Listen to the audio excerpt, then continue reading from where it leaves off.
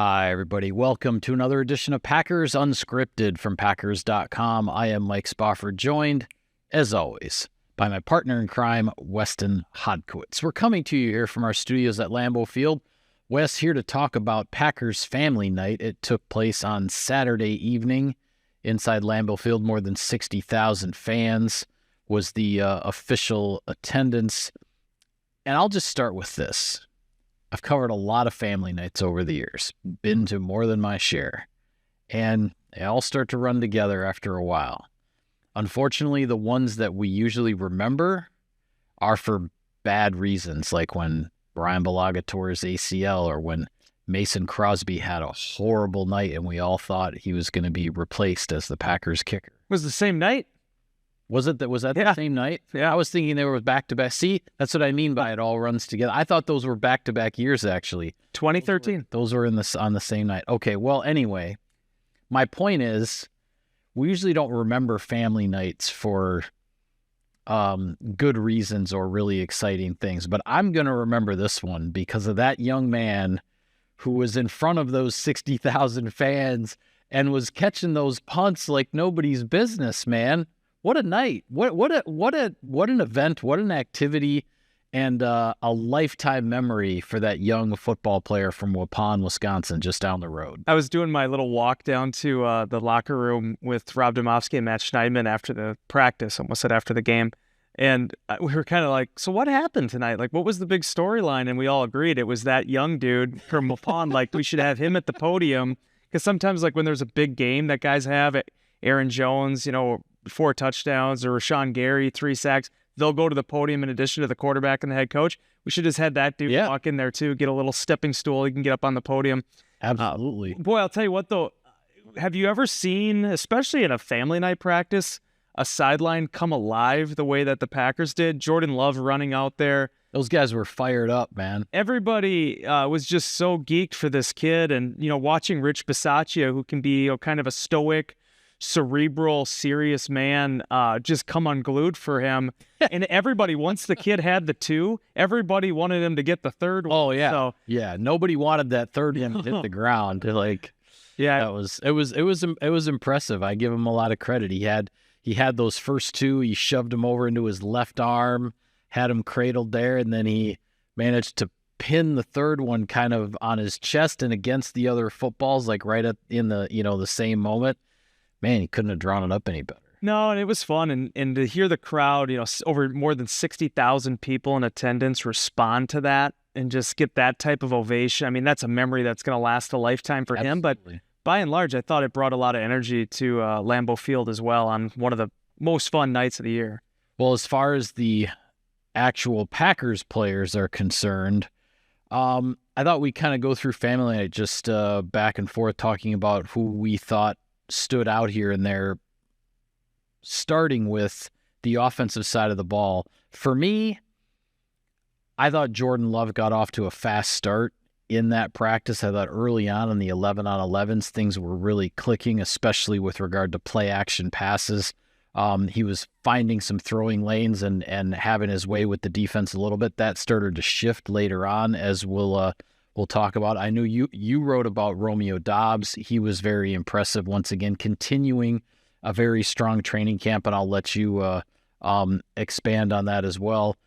But another guy that actually we didn't really write or talk too much about it when we did our 3 things and the stories we wrote and whatnot, but I thought Sean Clifford had a pretty solid night. Not to say that everything went perfect or that he was lighting things up or whatnot, but there were moments in that practice where I felt like Sean Clifford was I guess I would say more in command of the offense and everything that was going out there than maybe we had seen in some places earlier in camp or during the spring. And I thought it was a really nice step forward for him with the preseason now, where we're expecting him to play quite a bit. The preseason now is right around the corner. Well, and there is a big difference when you're taking on that number 2 defense as opposed to having, Rashawn Gary breathing down your neck, right, quite a bit, just because he is Rashawn Gary. And I feel like since Sean went back, with that number 2 unit here over the past week and a half, you've seen a difference in him, particularly in those 2-minute periods. He was not without flaw in the final drive of practice on Saturday. He almost got picked by Robert Rochelle, but he survived that and led the offense down to accomplish what they needed to accomplish, which was getting into field goal range. And again, I think he was 5-9 on that series, 52 yards, maybe somewhere around there, and got him in the position that they wanted to get into, although they did push back the kicks to try a longer attempt when Anders Carlson and Greg Joseph did go on the field. So this quarterback battle and seeing how it all plays out, I always tell people don't rush to conclusions in what you see, and that goes for whether it's Jordan Love, Sean Clifford, or Michael Pratt, because this definitely is a marathon. And if you are not even at the preseason games yet, you really have not learned a whole lot other than just seeing maybe some of the adverse moments that guys have gone through and how they've responded to it. So Clifford is a guy that has been here, I thought, put together a tremendous training camp, a tremendous offseason to run away with that number 2 job last year. Yeah. And while I think Michael Pratt has done some good things, seeing Clifford still run with the 2s and Pratt with the 3s shows you just how much of a difference there can be, as opposed to, having a full year in the system and understanding exactly what Matt LaFleur is looking for. Yeah, and I think as this training camp moves forward now, from what we've heard anyway from Matt LaFleur, it sounds like the installation phase of the playbook is pretty much done. So now you're going to get into reviewing things. There's going to be even more of the situational stuff. In some respects, they'll be doing some preparing for the preseason games, particularly with those reserve units. And I'll be interested to see the steps forward that these backup quarterbacks take as that, the basic installs of the offense are done. I think can start to free up the mind a little bit, maybe not quite so much thinking and just reacting and playing football out there. And I'm eager to see what those young guys do, because the talent with both of those quarterbacks is evident. It's just about continuing to progress to gain the command of the offense, both sort of physically and mentally. Well, and the way I liken it too is it's almost like you got the undergraduate degree with everything. Both of those guys played a huge number of snaps, a huge number of games in college, basically full starters their entire time they were in college. Both had 40-plus college starts. Yeah, but once you finally transition over to the National Football League, now you're in the graduate school. I mean, now you're starting to learn the ins and outs of an NFL offense and how quickly things speed up. And Sean Clifford is such a gamer. I felt like that's what makes him a really good prospect as a backup quarterback, because he can enter into that chaos and he can find production. He can find success. How does Michael Pratt respond to those moments? Both of those guys, I don't know how much we're going to see Jordan Love this preseason. I'm sure that's the question that is going to be asked day in and day out this week. But by and large, the preseason is going to belong to Sean Clifford, with getting some Michael Pratt, sprinkled in there as well. Yeah. So that's where this test comes. And if you go back and look at what Jordan Love did when he was shadowing, Aaron Rodgers for those 3 years, at least 2 years that he had the preseason with it, he had to make the most of those chances. And now this will be Clifford's opportunity. Yeah, and I don't know if there's another player on the offensive side of the ball for the Packers that looks more ready for week 1 right now than Romeo Doubs. That guy looks like he could go out and, like he did in the Dallas playoff game, 9 catches for 150 yards or whatever. He looks like he could go out and do that tomorrow. Yeah. So many people have tried to draw comparisons with him, a lot of times to Packers receivers. I didn't cover the beginning of Jordy Nelson's time with the Packers. I didn't cover full on as a full-time writer, Randall Cobb's first few seasons. But what strikes me about Doubs and why I don't think there's a great comp for him is that he came in as a rookie 4th-round pick 2 years ago and looked like a legitimate NFL receiver from day one. I'm not saying he did everything perfect, but just how calm and cool and collected he was and how he handled that adversity year 1 when both him and Christian Watson were sort of thrown out there with all the other injuries and things that happened with this receiving core. And since then, he has just continued to expand his resume. But the number one thing when people ask me about Romeo Doubs or all these different receivers that just jumps out of the page about him is how proficient he is in the red zone. It shouldn't be that easy, Michael. You will have 1,000-yard receivers in the National Football League that'll have 1 or 2 touchdown catches an entire season because that's just not a part of their game. Romeo Doubs, whether it was on that goal line fade that he caught over Keyshawn Nixon, whether it was on the slant that he ran before that, the guy has just an unquantifiable ability to find space, and even when he doesn't, he gets his hands on footballs and finds touchdowns.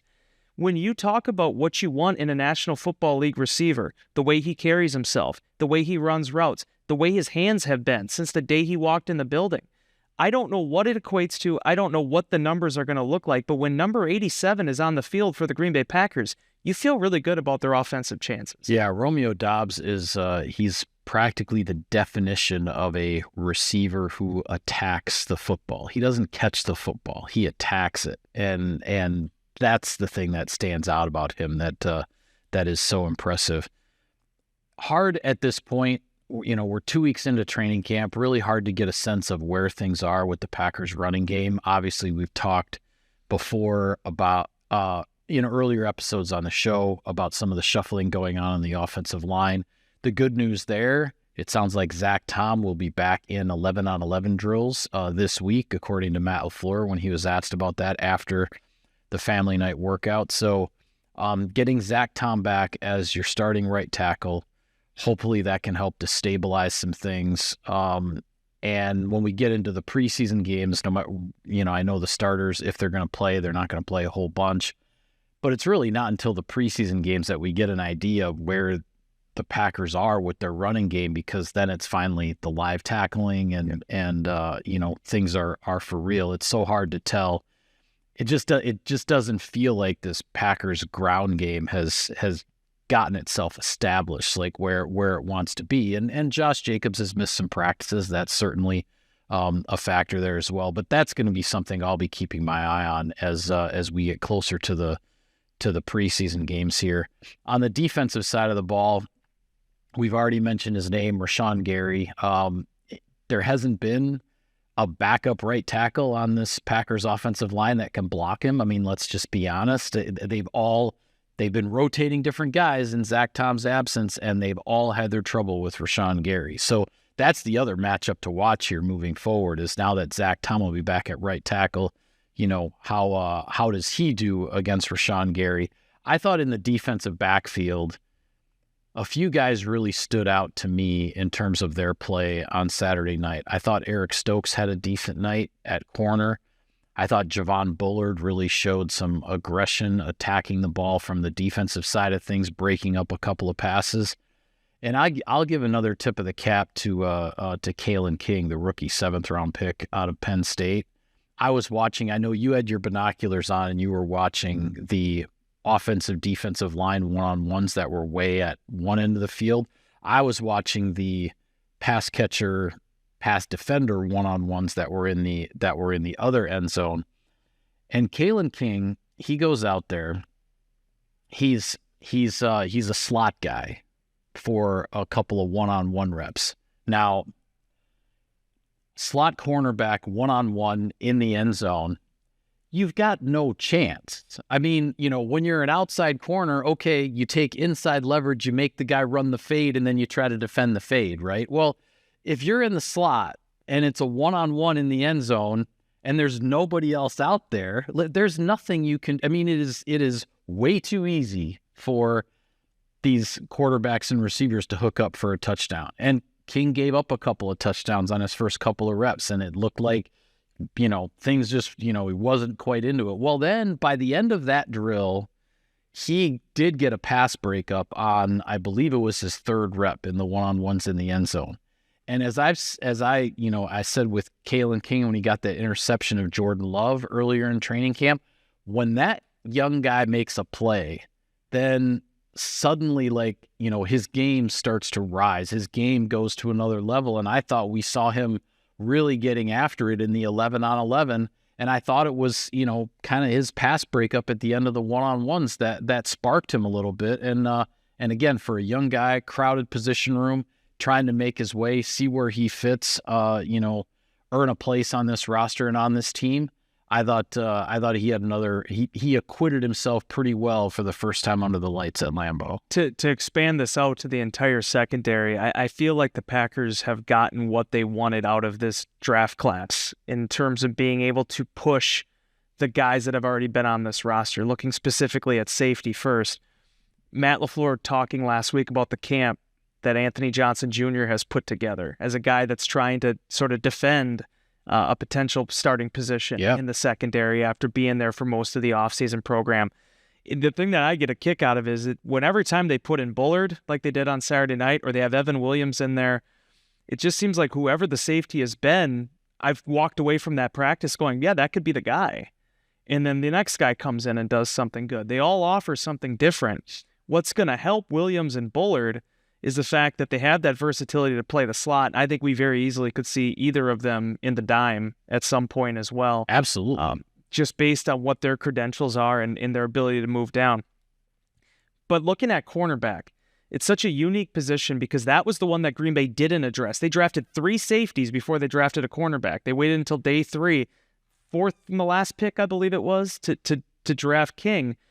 And this guy, Mike, it happens all the time in the league. You see it. Guys like Micah Hyde, they don't run the world's fastest 40 time, and everybody kind of puts them in a box. Yeah.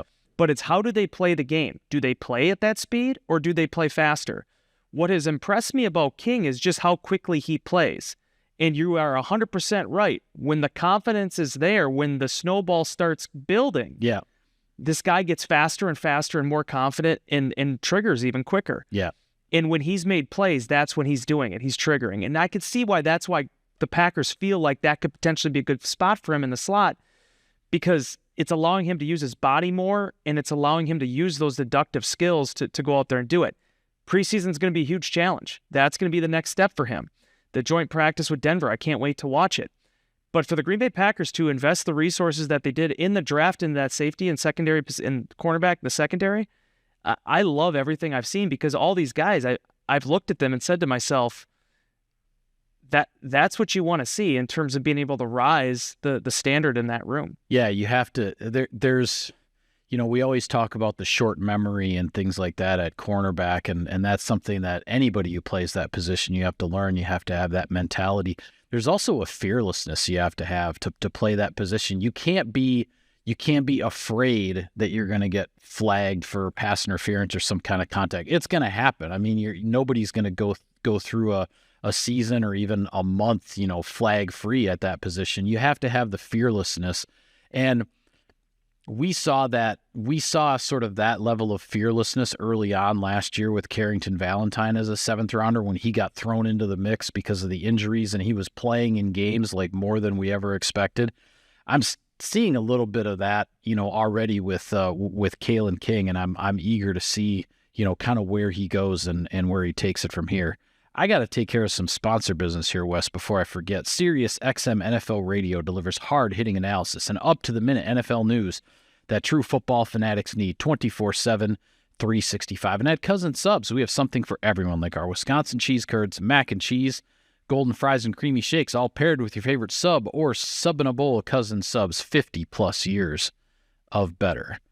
Before I shift gears to another topic, anything else on the defensive side of the ball from family night that you want to point out? If I can just mention quickly, it veers more into the offensive side of things, because I was watching those one-on-ones and hearing and seeing, Caleb Jones talk about it. This is the first time Caleb Jones, the huge left tackle prospect the Packers have been developing the past 2 years, he was able to get in there with the number ones a little bit in this practice.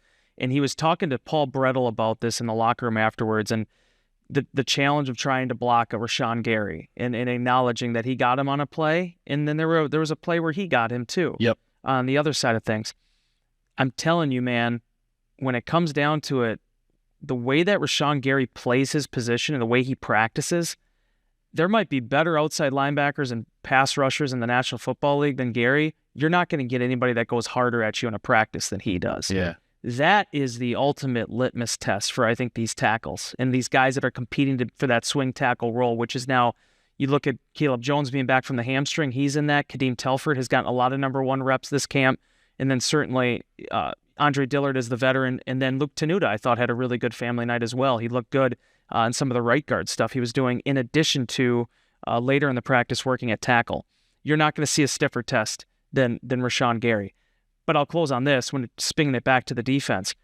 What Green Bay has done on the defensive line, Michael, it is so gosh darn deep, and they're so healthy right now at that position. Yeah, knock on wood. Knock on wood. Yeah. But you look at last year, like I was sitting there and I've had this conversation with 8 people already about Jonathan Ford, the 7th round pick from 2 years ago.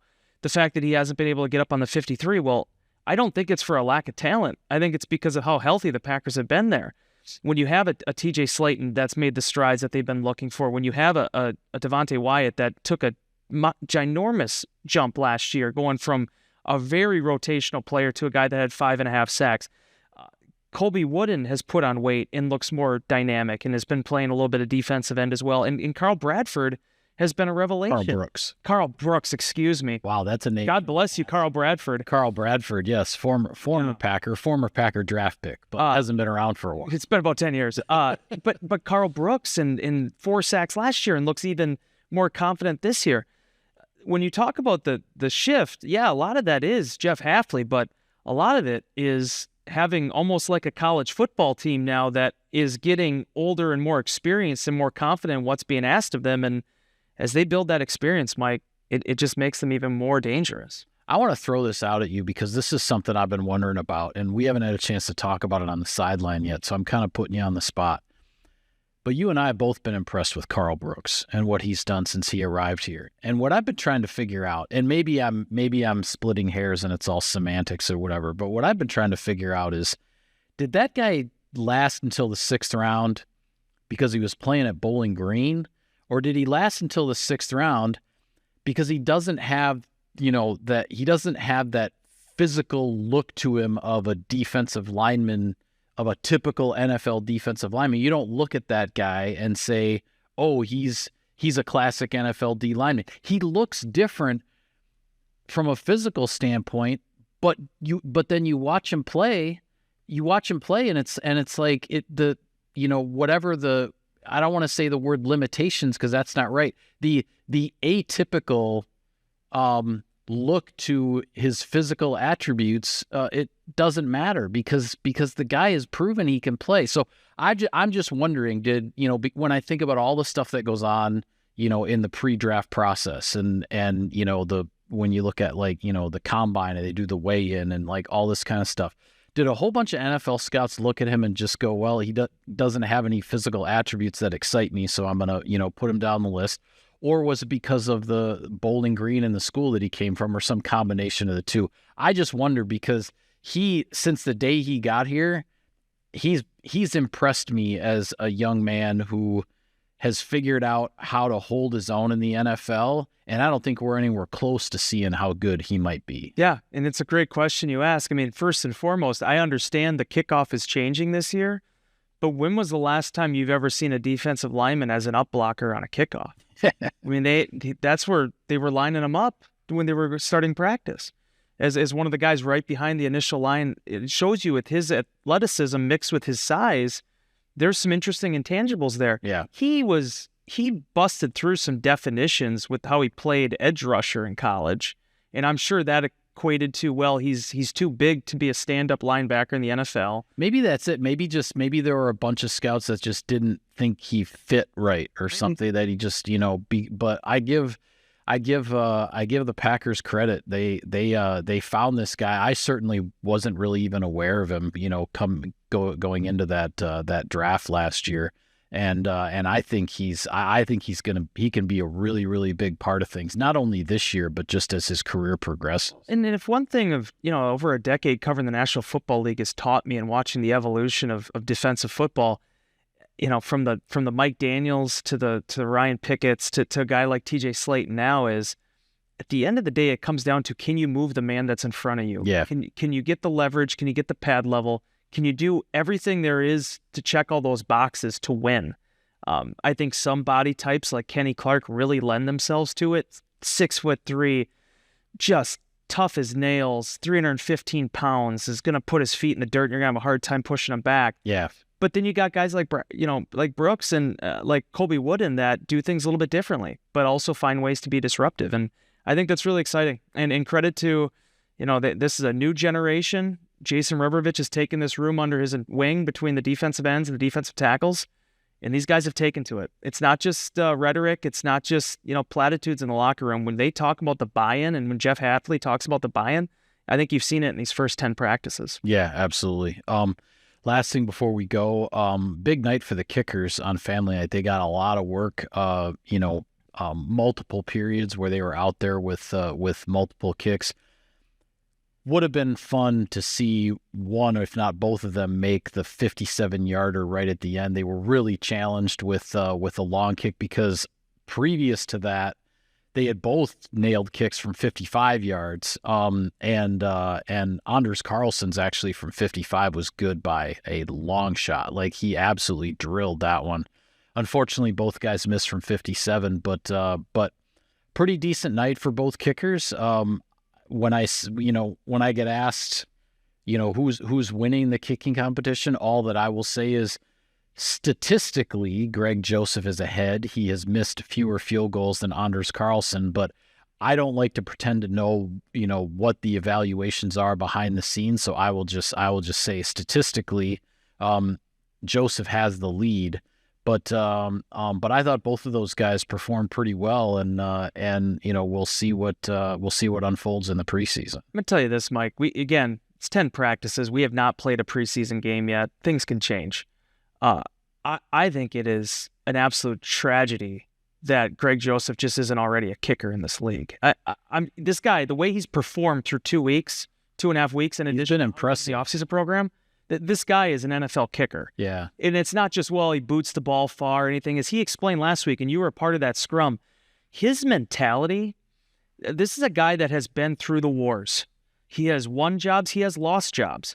He has been an unrestricted free agent and had to sit there for a month waiting for another opportunity. I don't get how it led to this, where it was like, for Green Bay's standpoint, fantastic for them. This has been a great addition. And I firmly believe, I'm writing this in the Insider Inbox this week, that Anders Carlson and Greg Joseph both have what it takes to kick in the National Football League this season. Agree. It's just a question of which guy's doing it for this team. Right. I agree. But that being said, I think it has been the perfect foil. That's not the right connotation to the word I want to use to talk about that, because it's been a very respectful battle between those two, but it's been the perfect competition and the guy, I think, to push Anders in what you were looking for in this. Because, as you said, both guys had good nights. The practices haven't been, with the exception of maybe one guy went 6 for 6 and another went 2 for 6, and it was very decided. No, it was both of these guys more often than not, one's 6 for 6, one's 5 for 6.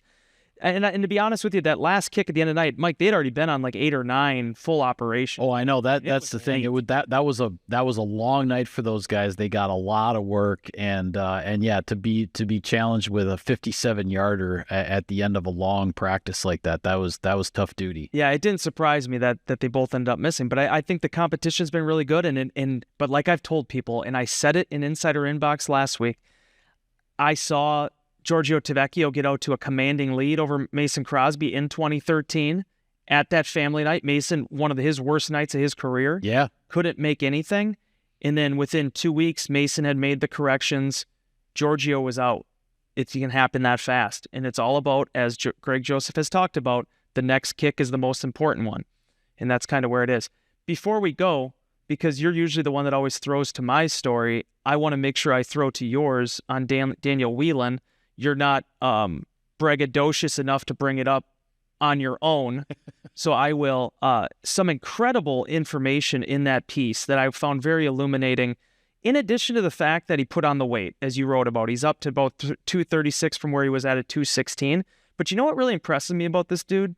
He does not have any on-roster direct competition. Yeah. But yet, he is not rested on his laurels whatsoever. Nope. As a holder, as a punter, all aspects of the job. This guy got a taste of success last year in both the XFL and the NFL, and he has continually pushed himself. I've just been so impressed by that mindset, because that is a thing where when you don't have anybody directly competing against you, you could easily take the foot off the gas and say, this is my gig. Yeah. I wrote the story in the spring on Greg Joseph, one of the first times we got a chance to talk to him, and sort of the theme of that story was his approach of the me versus me, where he sort of just blocks everything else out. Daniel Whelan is taking the me versus me approach without any competition around him, but that's how he's working to push himself. I don't like to jump the gun, as you know, but I will say, I'll put it this way. I would not be surprised if Daniel Whelan is a long-term punter in Green Bay. He looks to me, this is just year 2. He's only had one actual season of NFL games under his belt. He looks to me like he's got what it takes to last a long time in this league, and I think he might last a long time for the Packers. We will have to see. Impressive young man, though. And I'll tell you what, Mike, I covered a lot of punters in Green Bay, especially since Tim Mastay, was released 6-7 years ago now. And God bless Jacob Shum. He's one of my all-time favorites, ultimate good guy. But you look at how Whelan is built compared to some of these punters in the league. He has the physical look. I mean, dude, he looks like he could be a tight end, honestly. Yeah. Like it's impressive to watch, and I think that gets translated into how he performs with the punt. Yeah, I think my favorite line that when I talked to him last week for the story that's now on Packers.com, talking about his approach and kind of what he's after this year, and he said, "Hey, yeah, it's not all about hitting the A+ ball. You're gonna hit your A ball plenty of times, but it's how good is your B+ ball, and if your B+ ball keeps getting better and better, which he feels his is with the added size, the added strength, and just the experience and everything that he's gained. When your B+ ball keeps getting better, that's when you know you're in a pretty good spot. And I think he's definitely getting there. Sure looks like it. All right. Well, with that, we'll call it a wrap on this edition of Packers Unscripted. Be sure to follow all of our coverage of the team. Training camp continues to roll along. We'll have it all for you on Packers.com. For Wes, I'm Mike. Thank you for tuning in, everybody. We will see you next time.